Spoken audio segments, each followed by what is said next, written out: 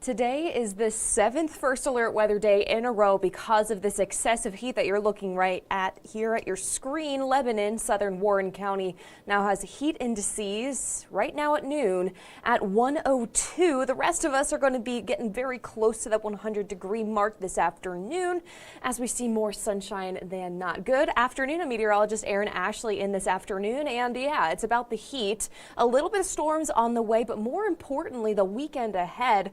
Big changes are in the forecast. They're still in the forecast. We've been tracking this one for a good chunk of time now, and thankfully it is holding. The trend is our friend, and we're going to be riding into the weekend a whole lot more comfortable than this. Yeah, these feels like temps are definitely a little bit on the excruciating side, especially if you have to work outside. Hopefully you've been given plenty of breaks and you're taking lots of breaks for this first alert weather day. Again, today, Wednesday, makes for day 7 in a row of heat indices at or around 100 degrees. Tomorrow, we're not going to see that, thankfully. Just a little bit of storms in the forecast for tomorrow. Contrary to today, 86 feels like 91 in Cincinnati. Not getting a whole lot of help with the wind at all. Again, the dew points and the humidity, same thing, are really what's steering this weather pattern. Not just the heat, but also the storm chances that we're going to notice for some as late as tonight or as early as tonight and others tomorrow. But good news here, these storms are going to be arriving kind of in that sweet spot ahead of the cold front still, but early enough in the day tomorrow to where the storm coverage is pretty minimal and therefore the severe threat is also looking quite minimal as well. But today it is about this, the continuing scorching temps near 90 degrees right now in Cincinnati. Feels closer to 100 once you see these 88s in Middletown, Hamilton, Lunken Airport.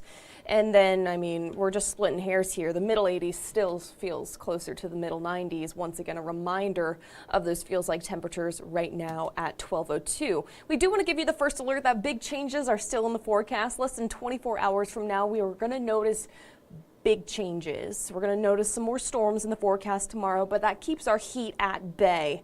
And then Friday, comfortable sunshine still in that forecast. Just in time for your weekend. We just got to get through a few storms here and there before we could see what could be, of course, this is relative, the most comfortable weekend of the summer, dare I say. I mean, it's the first weekend of August and it feels closer to September. We got heat advisories in effect for today until 8 o'clock for everywhere you see there in the orange, and it's still going to be hot and humid in Fayette and Union counties. You're just not technically underneath that heat advisory. Radar is quiet right now locally, but north and west ahead of that cold front, a line of showers and storms now pushing through parts of Illinois. It's not going to be this intense once it arrives here in the tri-state area, but we do want to give you that first alert that some of these leftover storms from that line for today, late this evening, I should clarify, could barely clip our northwestern counties and pack a punch as they do so. Mainly just watching for some leftover heavy downpours. Of course, thunderstorms in general produce lightning. That's dangerous. And then you have the threat for some stronger wind gusts. If we were to hit 90 degrees today, that would make for number 15, but right now we stand at 14 90-degree days so far in 2025. It's more normal than you think. Again, the hottest day so far in 2025 was last month, over a month ago at this point, at 93 degrees. The max temp that we've hit in July is 91. You can believe that. It feels closer to 100, of course. Now this evening, the rest of the day today, we outside of the your afternoon, and I'm having trouble with my stream. Just want to make sure that everything is going on through the way that it needs to. Okay. It was just an error message. We're good. We're still on the air, folks. We're good. Okay. Back to this beautiful image, which is an extravagant sunset. This is one of many photos that you all have sent into our inbox, and James took this in Fort Wright, and I want to kind of provide some context. Why are we seeing these sunsets now and not, say, in June or even May? And that's because we have the perfect setup for this, and many things go into this equation. I'll full screen this and kind of explain the graphic for you guys. I know there's a lot of words on here. I'll do my best to explain it, but the reason why we have such colorful sunsets right now, again, multiple things go into this, but part of it is that the sun is very far from the Earth. So that's step one.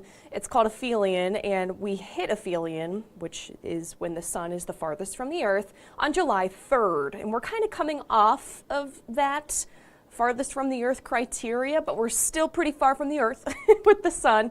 So because the sun is relatively far from the Earth, most of the sunlight and the visible wavelengths from that light, they're mainly going to be red and orange. That's why those photos that you see here with or you saw there, I should say, from Fort Wright are mainly orange and red, and different hues of red and orange. And then you also have to have the clouds and even a little bit of wildfire smoke out there, guys, because in order for this light to really get to that extravagant color that you see, I'll go ahead and show you one more time because it's so pretty. In order for us to see that light, it's got to refract off of something, and so it has clouds here. There's a little bit of a haze in the upper levels of the atmosphere because of some wildfire smoke. We've seen a very light northwesterly breeze, and so we've been able to see just a little bit of wildfire smoke, thankfully not mixing down to the surface. But because that light is able to hit the clouds, it's able to hit the wildfire smoke. It's also low on the horizon, that sun is, and then also it's far from the Earth. You have all of this coming into this equation and equaling what you see here on your screen. So hopefully you're able to get out and take pictures of it tonight because, I mean, it's still going to be beautiful. We just need some clouds and that wildfire smoke. And tonight will be a great night to do it because things are going to be relatively quiet here in the Queen City. Mid-70s is where we are going to be waking up to, in spots as low as 70, maybe 69 degrees as that cold front approaches. We do want to give you that first alert too, that as we see that cold front approach, you're going to notice a bit of a breeze. So both hands on the wheel, folks. Both hands on the wheel. I know it's tempting, but please, for the safety of everyone else. Now tomorrow, beyond that morning forecast, we're still forecasting a high of 89 degrees. And you're like, Erin, that's hot.